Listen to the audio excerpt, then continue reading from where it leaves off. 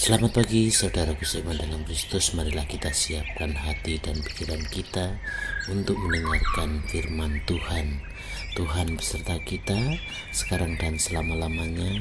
Inilah Injil Yesus Kristus menurut Lukas bab 2 ayat 22 sampai 32. Dimuliakanlah Tuhan. Dan ketika genap 8 hari dan ia harus disunatkan, ia diberi nama Yesus, yaitu nama yang disebut oleh malaikat sebelum ia dikandung ibunya. Dan ketika genap waktu pentahiran menurut hukum Taurat Musa, mereka membawa dia ke Yerusalem untuk menyerahkannya kepada Tuhan, seperti ada tertulis dalam hukum Tuhan. Semua anak laki-laki sulung harus dikuduskan bagi Allah, dan untuk mempersembahkan korban menurut apa yang difirmankan dalam hukum Tuhan, yaitu sepasang burung tekukur atau 2 ekor anak burung merpati. Adalah di Yerusalem seorang bernama Simeon. Ia seorang yang benar dan saleh, yang menantikan penghiburan bagi Israel. Roh Kudus ada di atasnya, dan kepadanya telah dinyatakan oleh Roh Kudus bahwa ia tidak akan mati sebelum ia melihat Mesias, yaitu Dia yang diurapi Tuhan. Ia datang ke bait Allah oleh Roh Kudus. Ketika Yesus anak itu dibawa masuk oleh orang tuanya untuk melakukan kepadanya apa yang ditentukan hukum Taurat, ia menyambut anak itu dan menatangnya sambil memuji Allah, katanya, "Sekarang Tuhan, biarkanlah hamba-Mu ini pergi dalam damai sejahtera sesuai dengan firman-Mu, sebab mataku telah melihat keselamatan yang daripada-Mu, yang telah Engkau sediakan di hadapan segala bangsa, yaitu terang yang menjadi pernyataan bagi bangsa-bangsa lain dan menjadi kemuliaan bagi umat-Mu Israel." Demikianlah sabda Tuhan. Terpujilah Kristus. Selamat pagi para sahabatku, sahabat suara hati, rekan muda dan para pendengar dimanapun Anda berada. Dalam bacaan Injil hari ini, bagaimana Gereja Katolik memperingati pesta Yesus dipersembahkan dalam bait Allah.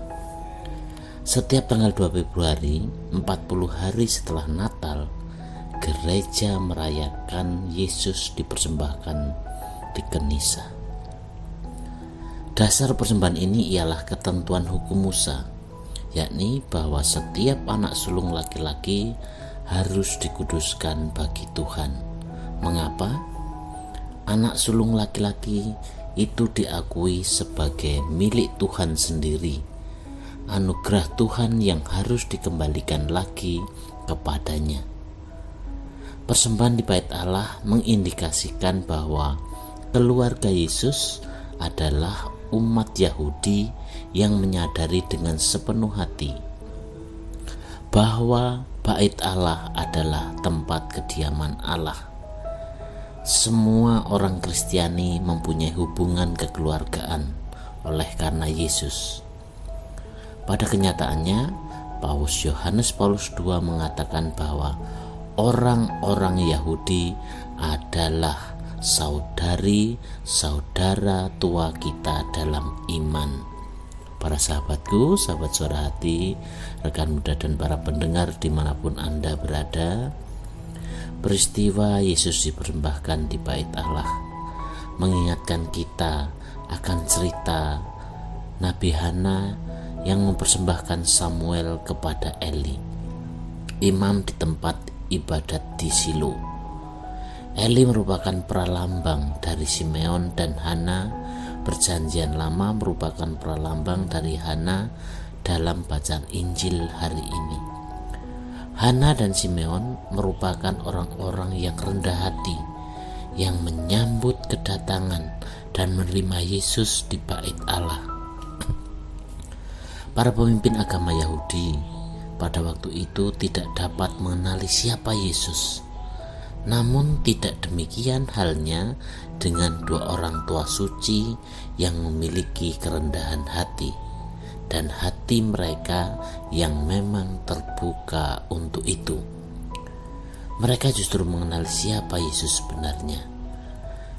Simeon dan Hana adalah orang yang paling berbahagia di Kenisah saat itu. Kerinduan menantikan penghiburannya terkabul. Sambil menyambut dan meneteng bayi itu, Simeon memuji Tuhan penuh syukur. Ia melihat bayi yang digendongnya itu ternyata suatu anugerah yang paling besar, yaitu kehidupan baru, keselamatan sebagai terang yang berasal dari Allah sendiri. Para sahabatku, sahabat Suara Hati, rekan muda dan para pendengar dimanapun Anda berada, lalu apa arti pesta ini bagi kita saat ini? Kita patut bersyukur karena kita sudah mengalami keselamatan, terang Kristus. Kita bukan lagi hidup dalam kegelapan, melainkan dalam terang Kristus yang menyinari kita semua. Oleh karena itu, kita patut bersyukur sebab kita telah menjadi manusia baru dan terang bagi sesama di dalam Yesus yang adalah sumber terang yang sejati. Kamu adalah terang dunia, sabda Tuhan. Hendaknya terangmu bercahaya di depan orang, supaya mereka melihat perbuatanmu yang baik dan memuliakan Bapamu yang di surga. Jadilah saksi terang Kristus di tengah kegelapan dunia ini, khususnya di tengah masyarakat kita yang mempunyai mata tetapi tidak melihat, mempunyai telinga tetapi tidak mendengar cerita masyarakat yang mengalami kemiskinan, perlakuan tidak adil, dan pelanggaran HAM. Sebagian kecil masyarakat, terutama mungkin pemimpin kita, orang-orang elit pemimpin, hidup bermewah-mewah di tengah penderitaan orang-orang kecil. Dengan hasil korupsinya, ia berfoya-foya, berpesta-pora dengan hidup seenaknya. Untuk itu, jadilah terang yang berani melawan arus, berani jujur, adil, dan peduli pada sesama yang menderita di depan mata kita. Kalau tidak kita, siapa lagi yang akan membela mereka?